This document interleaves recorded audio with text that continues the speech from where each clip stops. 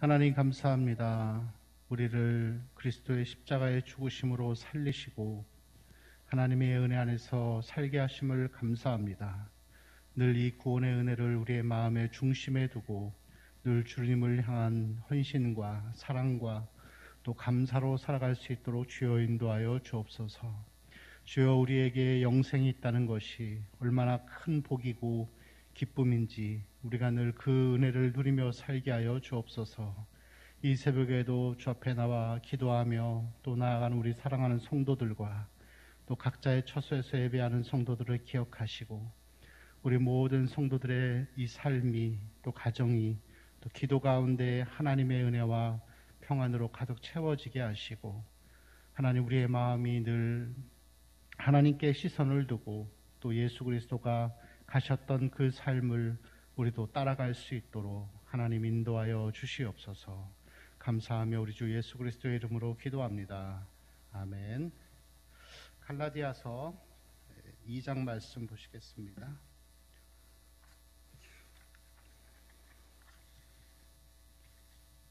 갈라디아서 2장 11절에서 21절까지 우리 한 절씩 교독하겠습니다. 게바가 안디옥에 이르렀을 때 책망받을 일이 있기로 내가 그를 대면하여 책망하였노라. 야고보에게서 온 어떤 이들이 이르기 전에 게바가 이방인과 함께 먹다가 그들이 오매 그가 할례자들을 두려워하여 떠나 물러가매 남은 유대인들도 그와 같이 외식함으로 바나바도 그들의 외식에 유혹되었느니라. 그러므로 나는 그들이 복음의 진리를 따라 바르게 행하지 아니함을 보고 모든 자 앞에서 게바에게 이르되 내가 유대인으로서 이방인을 따르고 유대인답게 살지 아니하면서 어찌하여 억지로 이방인을 유다인답게 살게 하려 한. 우리는 본래 유대인이요 이방 죄인이 아니로되 사람이 의롭게 되는 것은 율법의 행위로 말미암음이 아니요 오직 예수 그리스도를 믿음으로 말미암는 줄 알므로 우리도 그리스도 예수를 믿나니 이는 우리가 율법의 행위로서가 아니고 그리스도를 믿음으로써 의롭다함을 얻으려 함이라. 율법의 행위로서는 의롭다함을 얻을 육체가 없느니라. 만일 우리가 그리스도 안에서 의롭게 되려 하다가 죄인으로 드러나면 그리스도께서 죄를 짓게 하는 자냐? 결코 그럴 수 없느니라.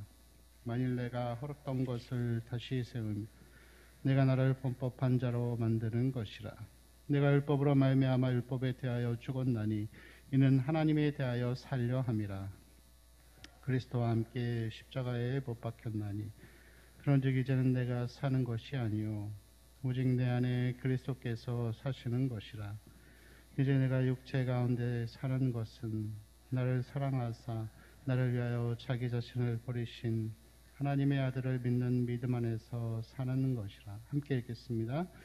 내가 하나님의 은혜를 패하지 아니하노니 만일 의롭게 되는 것이 율법으로 말미암으면 그리스도께서 헛되이 죽으셨느니라. 아멘.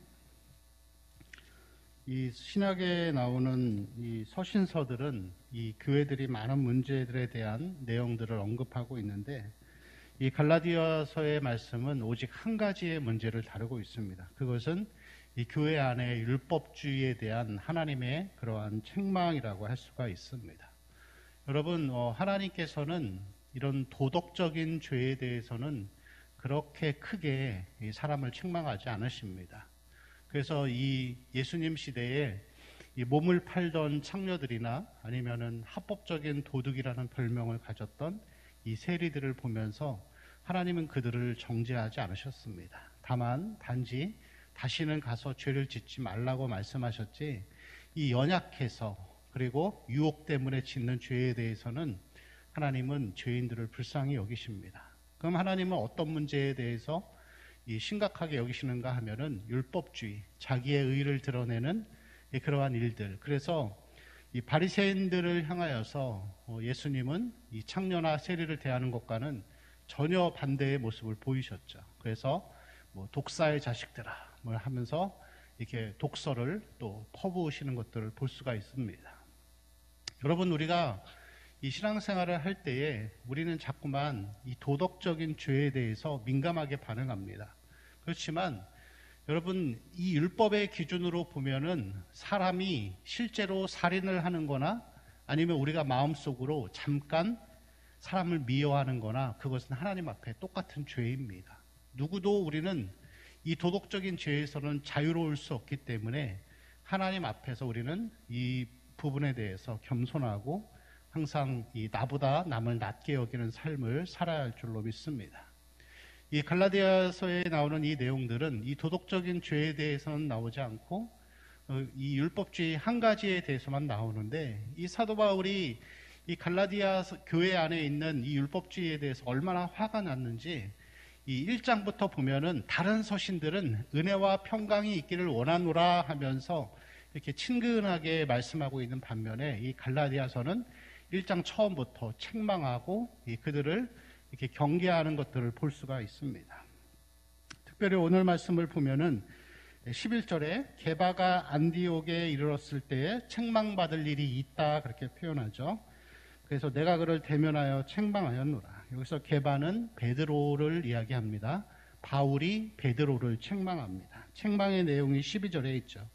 야고보에게서 온 어떤 이들이 이르기 전에 게바가 이방인과 함께 음식을 먹다가 이 야고보에게서 온 자들이 오니까 그들을 두려워하여서 떠나갔다, 이렇게 표현하고 있습니다. 더 쉽게 설명하면 베드로가 이제 이 그리스도인이 된 이방인들과 함께 밥을 먹고 있었는데, 밥을 먹는 와중에 이 야고보에게서 온 유대인 기독교인들이 오는 거예요. 그래서 유대 기독교인들이 오니까 이 사람들을 두려워해서 그 자리를 떠났다라고 이렇게 표현합니다. 그러자 13절 말씀에 보니까 남은 유대인들도 그와 같이 외식한다. 그래서 베드로가 했던 것처럼 똑같이 행동하고 심지어는 바나바도 그들의 외식에 유혹되었다 하면서 바나바도 똑같이 따라하는 것을 볼 수 있습니다. 자, 그러자 14절에 이 바울이 이 책망을 하기 시작합니다. 책망을 하는데 14절에 보니까 바울이 모든 자 앞에서 베드로를 책망합니다. 그리고 책망의 내용은 뭐냐면은 이렇게 밥을 먹다가 떠난 것은 복음의 진리를 따라서 행한 것이 아니다 라고 하면서 그것은 다른 복음이다, 이렇게 이 한마디로 이렇게 단정 짓는 것을 볼 수가 있습니다. 여러분, 굉장히 단순한 문제 같습니다. 이 베드로가 이 이방인들과 함께 밥을 먹고 있는데 유대인 기독교인들이 오니까 그들이 두려워서 떠난 거예요. 여러분, 이 밥 먹는 자리를 피한 게 뭐가 그렇게 책망을 받은 문제냐라고 우리는 생각할 수 있습니다. 그렇지만 여러분, 유대인들에게 있어서 이 식사 규례, 이 음식 규례는 굉장히 중요합니다. 그래서 레위기서 11장 말씀을 보면은 부정한 음식과 정한 음식이 있는데 이것을 철저하게 구분하면서 때로는 죽음까지 각오하고 이 부정한 음식은 먹지 않습니다. 유대인들은 그렇게 살아갑니다. 그리고 바리새인들이 만들어 놓은 341개의 이 율법의 조항 중에서 227개는 음식에 관련된 규례입니다. 그래서 이 바리새인들이 만들어 놓은 규례 중에서 67%가 무려 음식을 먹는 일에 관련되어 있는 것이죠. 자, 이 음식에 대한 규정들은 자기들이 유대인이라는 아주 그런 신분을 규정 짓는 것입니다. 그리고 선택받은 하나님의 백성이라는 하나의 표시를 보여주는 것이죠. 여러분, 장로들의 유전을 보면은 음식을 먹기 전에 유대인들은 항상 손을 먼저 씻습니다. 손을 왜 씻냐면은 위생을 위해서 씻는 것도 있지만 이방인과 접촉했다가 부정해진 손을 깨끗하게 하기 위한 그러한 목적으로 손을 씻었던 것을 볼 수가 있습니다. 그래서 이 유대인들은 이방인들과 밥 먹는 것을 굉장히 꺼려했습니다. 기피하고 그것을 좋아하지 않았던 것이죠. 여러분, 그런데 이 베드로가 했던 행동은 뭐냐면은 그러면은 이런 거예요. 믿음으로 구원받은 것을 베드로도 믿고 선포하고 살았지만 어느 순간 이 유대인들이 와가지고 베드로가 이방인들하고 밥 먹네? 라고 생각하는 것은 마치 음식법과 같은 이 유대인의 관습을 받아들여야만이 구원이 완성된다라고 하는 조건이 들어가는 거예요. 그러니까 믿음으로 구원받은 거 맞죠? 예수님을 믿음으로 구원받는데 그거로 충분하지 않고 거기에다 더하기 유대인들처럼 식사의 관습을 받아들여서 유대인의 자격의 모습을 갖춰야만이 구원이 완성된다라는 거예요. 근데 여러분, 우리는 어떻게 표현하죠? 오직 믿음, 오직 은혜, 오직 십자가로만 이야기를 하는 것이죠. 그래서 우리가 믿음으로 십자가로 구원받은 것 외에 다른 것을 더하기 시작하면 그게 율법주의가 되는 것입니다. 그리고 여러분, 이러한 율법주의는 베드로뿐만이 아니라 우리에게도 다 산재해 있습니다. 여러분, 베드로는 이 사도행전 11장에 보면은 고넬료의 환상이 있습니다. 거기서 이 환상 가운데 보자기가 하늘에서 내려오는데 거기에 부정한 벌레들이 있는 거예요. 근데 안 먹겠다고 했는데 하나님이 그러시죠. 내가 선하다 하는 것을 악하다 하느냐, 부정하다 하냐 하면서 그것을 먹습니다. 그러면서 이제 이방인에게도 복음이 전해졌구나 라고 하면서 이 음식에 대한 모든 구약의 내용들이 아무 쓸모가 없다는 것을 알게 된 거예요. 음식을 어떻게 먹어야 하는 조건과 노력이 있어야 구원받는 게 아니고 믿음으로 구원받는다는 것을 베드로도 알았던 거예요. 그렇지만 여러분, 여기서 이런 행동을 다시 한 것은 베드로가 그때의 상황과 환경을 따라서 자기가 타협한 것으로밖에 볼 수가 없는 것이죠. 여러분, 베드로가 어떤 사람입니까? 예수님의 수제자입니다. 이 사도행전의 내용을 보면은 이 사도행전은 바울과 베드로 두 사람이 중심이 됩니다. 그래서 이 사도행전 초반에는 베드로가 모든 일들에 베드로가 주인공이 되죠. 베드로를 통하여서 이 복음이 전해지다가 후반으로 갈수록 이제 바울의 내용들로 채워지는 것을 볼 수가 있죠. 그렇게 여러분, 대단한 베드로지만 그 역시도 이러한 실수들을 범할 수 있다라는 것입니다. 여러분, 우리도 고백은 그렇게 하죠. 십자가로만 구원받는다, 믿음으로만 구원받는다라고 하지만 어느 순간 우리도 율법주의 신앙생활이 길어지면은 어느 순간 우리의 마음 가운데 나의 의와 나의 노력이 조금씩 더해지는 것을 볼 수 있습니다. 하나님 앞에서 그게 여러분 굉장히 심각한 죄입니다. 바리새인들이 했던 것처럼 자기 의를 자꾸만 드러내는 거예요. 노력을 자꾸만 더하려고 하는 거예요. 제가 어렸을 적에 시골에 있는 작은 교회를 다녔는데 이 교회에 한 목사님이 오셔서 부흥회를 하신 적이 있었습니다. 근데 부흥회를 하는데 이 강사 목사님이 이 신실한 여집사님 한 분을 지목하면서 집사님, 지금 예수님 오셔도 천국 갈 수 있습니까? 물어보신 거예요. 이 집사님 뭐라고 대답하시냐면은 노력하고 있습니다. 잘 될 겁니다. 정답이라고 했어요. 근데 여러분, 정답이 아니죠. 사실은 노력해서 열심히 해서 하나님이 우리를 구원하시는 게 아닙니다. 어느 순간 믿음으로 구원받았다는 거 알지만 어느 순간 우리의 노력이 어느 정도 있어야 되지 않을까라는 마음이 자꾸만 드는 거예요. 여러분, 우리가 구원받았지만 세상적으로 죄 짓고 살고 이 죄가 더해지면 어느 순간 우리 마음속에 사울 왕과 같이 하나님이 나를 버리지 않으실까라는 정죄감에 빠질 때가 있어요. 그럼 여러분, 예수 그리스도의 십자가가 약화되는 것입니다. 우리가 여러분 열심히 기도해서 내가 열심히 기도해서 뭔가를 얻었다고 우리는 생각할 수 있겠지만 내가 열심히 기도해서 하나님이 나의 소원을 들어주시는 게 아닙니다. 하나님 은혜로 주시는 거예요. 내가 100일 기도해서 아이를 얻었다, 뭐 1000일 기도를 해가지고 뭔가를 이뤘다, 다 자기의 의입니다. 여러분, 기도를 하지 말라라는 게 아니에요. 기도에 대한 열심을 우리가 가지고 살아야 하고 모든 신앙생활에 열심을 가지고 살아야 하지만 내가 열심히 해서 하나님이 나를 구원해 주시고 사랑하시는 게 아니라 다 하나님의 은혜로 우리에게 주신 거예요.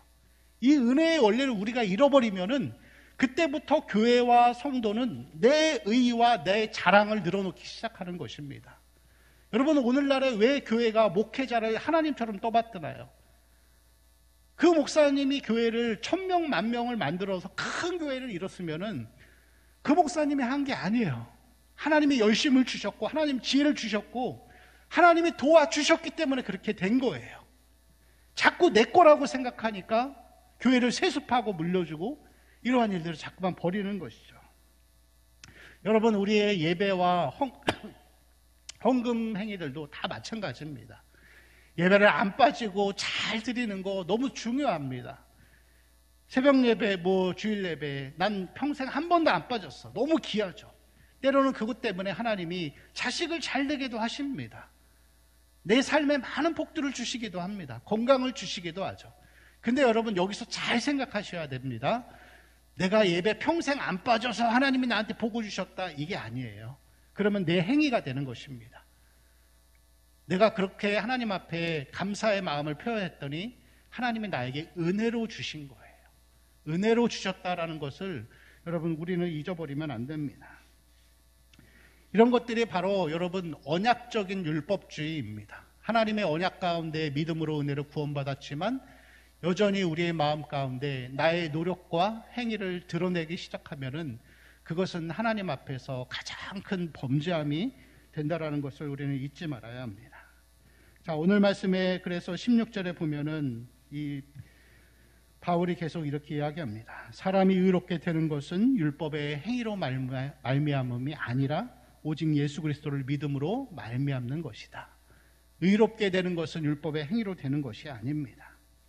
자, 그러면서 뒤에 보면은 19절 말씀에요. 내가 율법으로 말미암아 율법에 대하여 어떻게 됐다고요? 죽었어요.